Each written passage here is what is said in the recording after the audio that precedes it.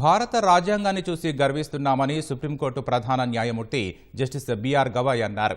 పొరుగు దేశాలైన నేపాల్, బంగ్లాదేశ్లో పరిస్థితి ఎలా ఉందో చూడాలని బిల్లుల ఆమోదంలో రాష్ట్రపతి, గవర్నర్లకు గడువు వివాదంపై విచారణ సందర్భంగా గుర్తు చేశారు. బిల్లుల ఆమోదం విషయంలో ఎన్డీఏ కూటమి పార్టీల పాలిత రాష్ట్రాల వాదనలను తోసిపుచ్చిన కేంద్రం 1970 తర్వాత కేవలం 20 ఉదంతాల్లోనే బిల్లుల ఆమోదంలో జాప్యం జరిగిందని పేర్కొంది.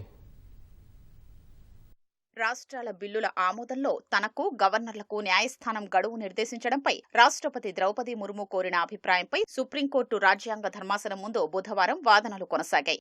శాసనసభలు ఆమోదించి పంపిన బిల్లుల్ని నిలిపి ఉంచే విషయంలో గవర్నర్ల అధికారాల్ని సొలిసిటర్ జనరల్ తుషార్ మెహతా సమర్థించారు.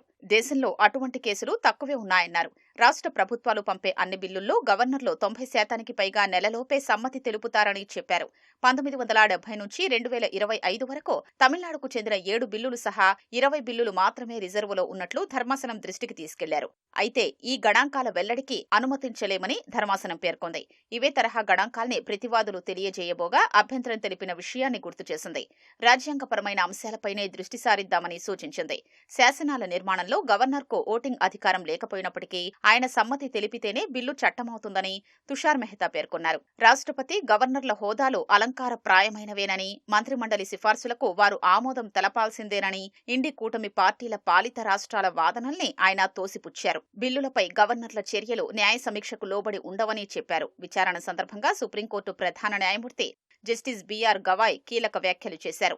భారత రాజ్యాంగాన్ని ఎంతో ముందు చూపుతో మన పెద్దలు రూపొందించారని పేర్కొన్నారు.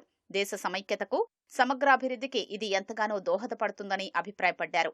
మన రాజ్యాంగాన్ని చూసి గర్విస్తున్నామని ఆయన తెలిపారు. పొరుగు దేశాలైన నేపాల్, బంగ్లాదేశ్లో రాజకీయ సంక్షోభాల్ని గుర్తు చేస్తూ జస్టిస్ గవాయ్ ఈ వ్యాఖ్యలు చేశారు. ప్రజా ప్రాముఖ్యం కలిగిన లేదా ప్రజల్ని ప్రభావితం చేసే ఏదైనా చట్టంపై సుప్రీంకోర్టు సలహా కోరే హక్కు రాష్ట్రపతికి ఉందన్నారు.